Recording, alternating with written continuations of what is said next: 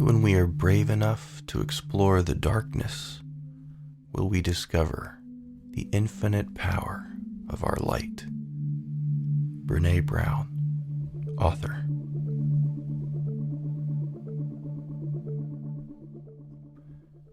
Experience 5. Salle the EBEN and the Mysterious Woman. October 2nd, 2021. 7 a.m. to 7:55 a.m.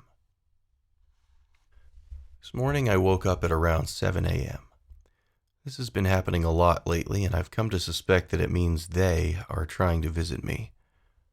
I was laying on my right side, left ear facing up, and I felt a tangible energy or something touching my left butt cheek in the lower to mid part.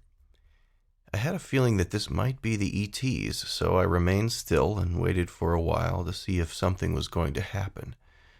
And as I drifted off to sleep, my right ear started ringing. That familiar signal confirmed for me that they were attempting contact, and I was excited. I began feeling my astral body rapidly rising upward, passing through all the subtle layers of the physical dimensions, like flying rapidly upwards through the floors of a skyscraper. When I realized what was happening, I tried to remain calm, and I said in my mind, "Let's go." Shortly after saying that, the whole thing stopped, and I found myself abruptly back in bed. I thought that something must have failed, and that they'd try again. I rolled over on my back in Shavasana, as I do when I'm meditating before bed, and as I drifted off, I heard the ringing again. This time, the ringing was more intense, and I lost consciousness for a minute. Seconds later, I woke up in some adjacent realm identical to my bedroom, and I immediately saw a 4 to 5 foot tall EBEN, aka extraterrestrial biological entity for short, with a bulbous head, smooth white complexion, almond-shaped eyes, and some kind of one-piece outfit, standing on the left side of my bed, peering up at me. There is some debate among experiencers, ufologists, and other researchers as to whether or not EBENs, aka EBEs, are considered gray aliens or whether they are their own separate race. In my experience and research, the EBENs tend to wear one-piece dark gray suits and are typically aggressive, malevolent, and much taller than typical grays. Whereas not all grays are malevolent. They tend to be much smaller in scale, and most of the time they are completely unclothed. For this experience, I have chosen to label this entity an EBEN. I then felt him crawl into bed with me, which was strange, but I allowed it just to see what he was doing. And he positioned himself on top of me. This had happened before with Amiko, who was very sweet to me in the first experience, so I wasn't immediately alarmed by this. Somewhere in between him crawling on top of me and then bending forward to pin me down, I noticed that I had slipped into a state much like sleep paralysis. I tried to move, but I absolutely couldn't. My left arm was down by my side, and my right arm was at a 90-degree angle pointing up towards my head with my palm facing up, like I was waving hello to someone, but the arm was resting on the mattress. His arms were on top of my forearms pinning me down, and he leaned in and started speaking rapidly into my left ear. At first I kept trying to interrupt him to ask what he was doing, but he kept speaking persistently and louder. And so I just stopped asking questions and tried to listen to what he was saying. It was a strange language I've never heard before, and I didn't catch a single word of it. I got the feeling he was casting some sort of spell or incantation and needed to focus in order to finish. This is not the first time I've experienced a connection to something resembling magic in my ET encounters. Like the little green man I met in Experience 3, and his striking resemblance to an entity whom Aleister Crowley communicated with. Crowley having been heavily involved in Enochian magic and the occult. Additionally, the whispering voices I heard as a child and how that related to Enochian magic.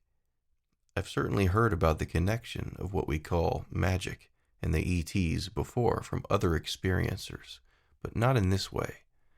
I've heard from alleged secret government whistleblowers about a form of sigil magic being used to hold the pieces of some ET craft together rather than with nuts and bolts. But I had no idea that they used verbal spells too. I'm not well versed in magical knowledge, however, and certainly unsure of what to do with this information. As he held me down, I fought to get loose, but whatever magic or psychic force he was using to hold me in place was too strong. Whatever he was going to do, there was nothing I could do to stop it. Once he finished his dark incantation, I lost consciousness for a minute and awoke to find that a young woman had crawled into bed with me. I could feel her moving under the sheets as I regained consciousness. At first I thought, oh, this is weird, Vanessa's crawling into bed with me. But when I sat up to look at her, it wasn't Vanessa. It was a young, dark-skinned woman whose ethnicity and overall appearance reminded me of the Aboriginal or indigenous people of Australia. She was wearing a spaghetti-strap shirt, black I think, and her legs and the rest of her body were under the covers. She was clearly human, in other words, not a shapeshifter, and was nice enough, smiling with kind eyes at me. I remember we sat up in the bed and I spent about 20 minutes asking her questions, but now I can't remember a single thing we discussed. This must have been blocked from my memory because I know it's inside my brain somewhere, but it is completely inaccessible to me. At some point she left and the EBEN returned. I remember hearing our cat Maisie meowing in the hallway and thinking, I wonder if she senses what's going on in here. When the EBEN came back, I tried to fight him off. I remember being on the bed, pinning him down as he had done to me earlier, and grabbing his arms in my hands.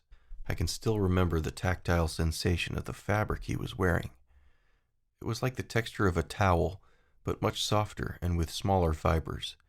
It felt like it had been sewn in a cross-hatched pattern, and may have been made out of some kind of cotton material. The color was charcoal with a metallic pastel iridescent sheen, almost like what you would see in a small puddle of gasoline on asphalt. Once I had overpowered him, he vanished, changing shape into various things, and appearing and disappearing all throughout the room so I couldn't catch him or grab him, though I did try. At some point I noticed that the bedroom door was ajar, and a powerful yet small cat entered the room, hissing and opening its mouth wide to show its teeth. This cat may have been Maisie in the astral plane, or some manifestation of one of my spirit guides in cat form. I've always been protected by cats of all kinds, in dreams and other altered states throughout my life, but whatever this was, it was clearly there to protect me, because it immediately started attacking the EBEN. I could tell that he was really aggravated by this, because his eyes bulged and turned red, and he opened his mouth wide and showed sharp teeth, like he was mimicking the cat to show strength. He was clearly afraid. I think he ended up biting me on my hand or arm at some point, and the cat lunged at him and made him let go of me. This cat saved my life, and I felt very protected. I've never looked at Maisie quite the same way since that night, after I had ultimately concluded that it had been her that came to my rescue. Now I understand why the ancient Egyptians held cats in such high regard. The strangest thing, though, was probably the fact that I wasn't afraid the entire time. I was profoundly curious and amazed by what was happening. The fact that this entity was in my room, the fact that he could change his form, the way he looked, and the sheer otherworldliness of the whole thing. Not only that, but because I wasn't afraid, I just kept trying to ask him questions and obtain information. At one point I asked him, "What's your name?" And he responded, "Salle," pronounced Sal or Salle. I don't remember him actually saying it to me, though. What I remember is seeing it written somewhere, like he communicated it to me telepathically by sending a mental image of it written in English characters. It was written in a dark blue color, in some sort of sans serif font, on a newspaper-colored surface. I have no idea why it was so specific, but that's what I saw. Later on, I looked up the word Salle just to see if it meant anything in some other language, and I discovered that it means room or chamber in French. I'll have to ruminate on that one, see if anything meaningful surfaces. Another strange thing that happened was that at some point I noticed that there was a flat screen TV in the room, sitting on the floor, but large enough to where I didn't have to squat to look into it comfortably. On the screen, there was a video of balloons floating upwards. There were several colors of balloons, but the only color I actually remember seeing was blue. At some point, I reached into the screen and pulled out one of the balloons. It then became a physical balloon in my hands, which I used to try and bop Sal over the head. I was chasing him around the room with this balloon, trying to hit him with it. This didn't feel silly at the time. It felt like a reasonable way to attack him, which in retrospect sounds completely ridiculous. I think it's worth pointing out, though, the symbolic significance of this rather bizarre moment, which is to say that a TV shows us three-dimensional scenes in 2 dimensions. And here I was taking a 2D object and bringing it into 3-dimensional space, just as these beings have been taking me and pulling me into what I believe to be a higher dimension, perhaps 5D, with the understanding that time is the 4th dimension, albeit a temporal one. Perhaps 5D is like 3D with 2 temporal dimensions, seeing as how the physical space doesn't seem to change much from our waking reality, but multiple events and even multiple lives are experienced simultaneously in the realm they bring me to. But enough about the physics of it all. This odd analogy that I'm the balloon being pulled out of the TV was a message. This is how they communicate. But so many of their messages are lost on me because of this multidimensional language barrier and my inability to understand and solve their riddles. So that's the extent of what I can remember. I eventually woke up, back in my bed, with that same strange feeling of having just snapped out of a trance, and everything is suddenly clear and real again. After the experience was over, I felt so drained that I went back to sleep and had, quote, normal dreams. But these were not normal dreams. The entity Sal was still present, following me in a dream state, and I was fighting him all throughout various dreamscapes. This became tiring, and eventually I stopped running and chose to face him. There was an exchange of information which I obtained from standing within a certain proximity to him. He was trying to stop the star seeds. A part of me which is normally hidden from my consciousness emerged, and with the totality of my being, I told him firmly, "I am an ancient soul, my friend, and you do not know what I'm capable of. We know exactly what we're doing. We've done this countless times on countless worlds, and your efforts to thwart us are laughable." I'm paraphrasing, of course, but the sentiment was the same. All throughout these dreams, I was joined by about 5 other starseeds. In the moment, it felt like we were the Avengers. They were all as familiar to me as my siblings, yet I don't remember even one of them now. They knew I was being targeted, and we banded together to scare this entity away. I think we even ended up killing him towards the end of the dream. I don't remember all of the events leading up to this, but I have a very clear memory of stabbing him with some blunt scissors before the others rushed over and began stabbing him too. I don't know how much of the dream should be taken seriously compared to the actual experience I had in my room. I was left with a very heavy, drained feeling for the entire rest of the day, all the way until bedtime. It's interesting because the experiences which I feel are of a positive nature don't tend to leave me feeling drained. So maybe that's something. Afterthoughts. Upon waking, something Lainey said to me recently stood out as important. She said, "There is a war being fought between the interdimensionals."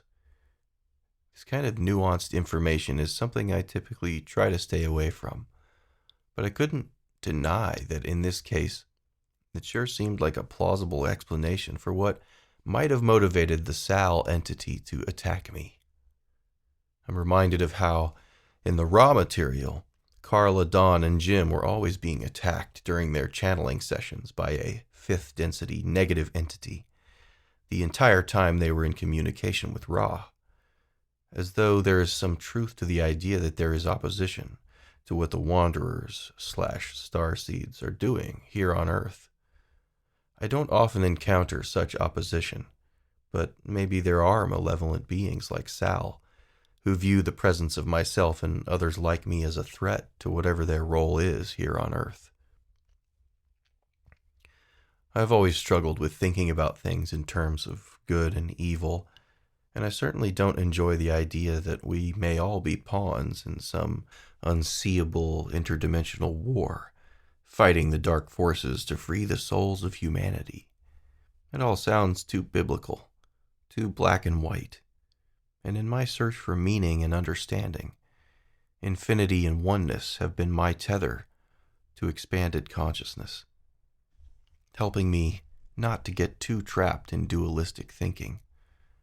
Still, sometimes you get pulled out of oneness and are forced to face the fact that you are still very much living in a dualistic universe, and by the very fact that you are here means that you cannot remain neutral on anything. At the end of the day, whether you choose a side or not, you're still on one anyway. As much as I try to be neutral about everything, I have chosen a side, and that is the path of service to others, collectivist rather than an individualist, inclusive rather than exclusive.